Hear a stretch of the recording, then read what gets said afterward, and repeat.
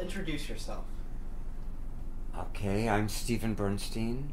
We're on 2nd Avenue and 44th Street in Manhattan, where I've lived for about 47 years in this flat. And this is Opal, who's a wonderful kitty. And what else do you want to know? Why don't you tell us about your life as a child star? Okay, I wasn't a child star. I was lucky I was an actor, and that was a joy in my young days. I learned at an early age that I had to get out of the house, and that was the best way to get out of the house. So one of my babysitters was into acting as well, and she took me, I think I was about 6.5 to 7 years old, and she just took me illegally to an audition that she wanted to go to, and I went to it, and they were reading in it for a boy my age, and I was sitting in the audience at the Winter Garden Theater listening to all these kids my age read their lines, and they asked if there was anyone else, and I just said, yeah, me. And I went up on stage, and they handed me the sides, and I said, oh, I know that already.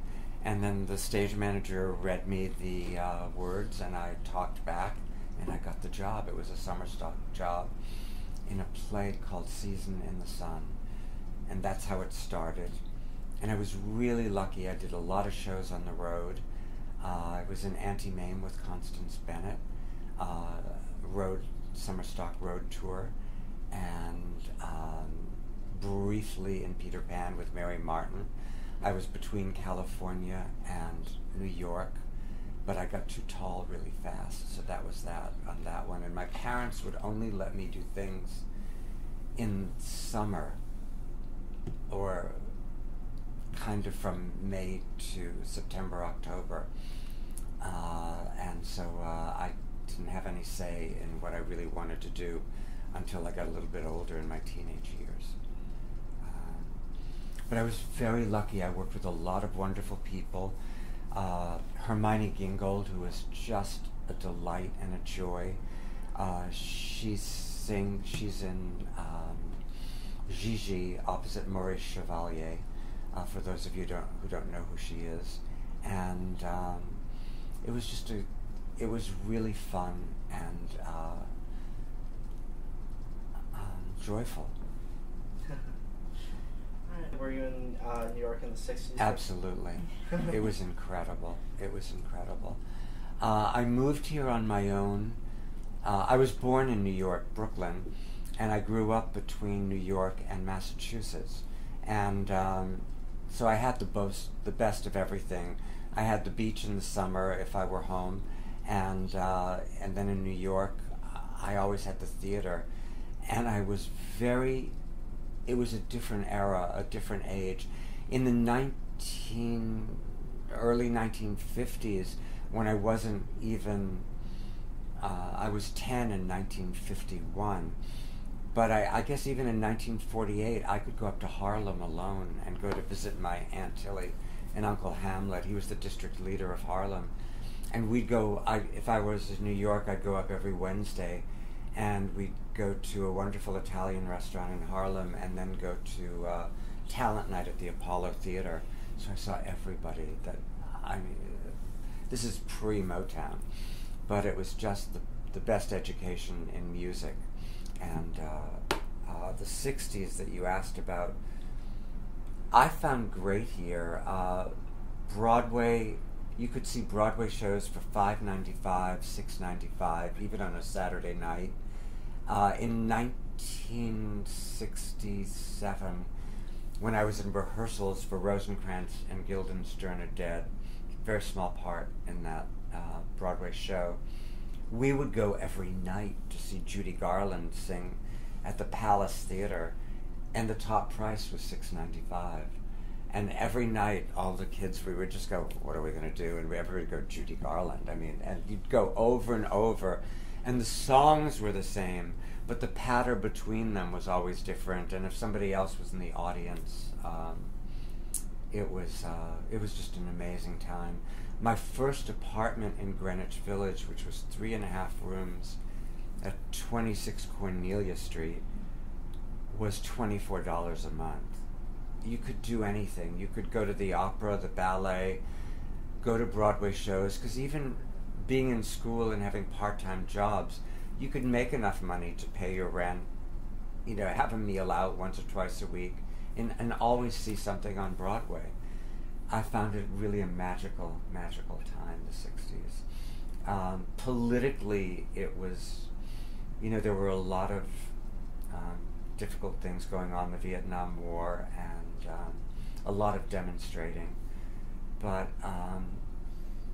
it was just the best time to be young, and I look back and I can go into my diaries and see that I had sometimes 20 or 30 auditions or go-sees in a week. And now my friends, they think if they have 20 or 30 in half a year, they're lucky. So it was a very different era. And in 1965, I was at the American Shakespeare Festival in Stratford, Connecticut. And that was a terrific experience in their student program. And you got to have small parts. And but the most amazing thing was I worked in Romeo and Juliet with Lillian Gish, who was an actor from the silent era in Birth of a Nation, among many things. And I was always a fan of hers, so to just be in a show, waiting in the wings sometimes with Lillian Gish, was like an amazing, astonishing phenomenon. I don't know what else to say about the 60s. They were just wonderful. Did you experience the Stonewall riots at all? The second day. I went the second day. I was not a habitué much of a bar scene, because I never liked cigarette smoke. And so it just wasn't my thing. It was like, I found it always very confining to be in a bar with a lot of cigarette smoke. But that was all precipitated, oddly enough. One of the things that caused it was Judy Garland's death. And the drag queens and the eccentric people at Stonewall were not going to take it anymore. And actually the first night of when Judy had died, I was waiting at Frankie Campbell in line to pay my respects. And this is the funniest thing. I can't remember if it was an open or closed coffin. I can't remember. It's like a block, because I knew Judy Garland alive. I was in that period of time when I was in Rosencrantz and Guildenstern are dead. I was running around with her daughter, Lorna Luft, who was 16 and adorable and just great. And I got to meet Judy many times as a result of that friendship. And so I really felt compelled to pay my respects to her. And I waited in line. But the next night, of course, and the day on the news was everything about what had happened. So my pals at that time and I went down to Stonewall, and we were just there cheering everybody on. And it was very exciting. Very exciting and really exceedingly moving, and in that particular period, it sort of created the change. In your opinion, have things gotten better or stayed the same for gays? Well, it's all different. I mean, people are getting married. People can be out in politics. People can be out, although they have difficulty in theater and films being out. But, for example, Neil Patrick Harris, who's just wonderful, never had any real, problem with his sexuality, and he plays straight people on television and whatever. And so in that context, you don't have to pretend as much. In my era, you were always acting, you were acting when you were going to auditions as much as you were acting to get the part. And I remember in certain plays, even in Patriot for Me, which I didn't get in, but was in the audition process. It was a David Merritt production, and it had a lot of men in drag in the show.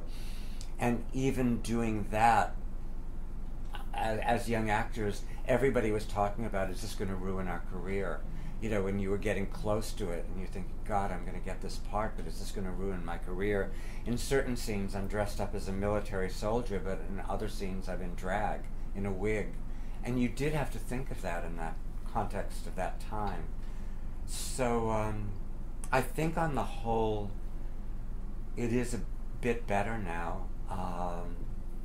It's still sad when anybody gets attacked or hurt for being who they are. That's a tragedy. But in most cases, Julian, it's better now. It is better. All right. I think that's really it. Okay. Okay. Thank you very much. You're welcome. Pleasure to chat with you. And Opal, say farewell.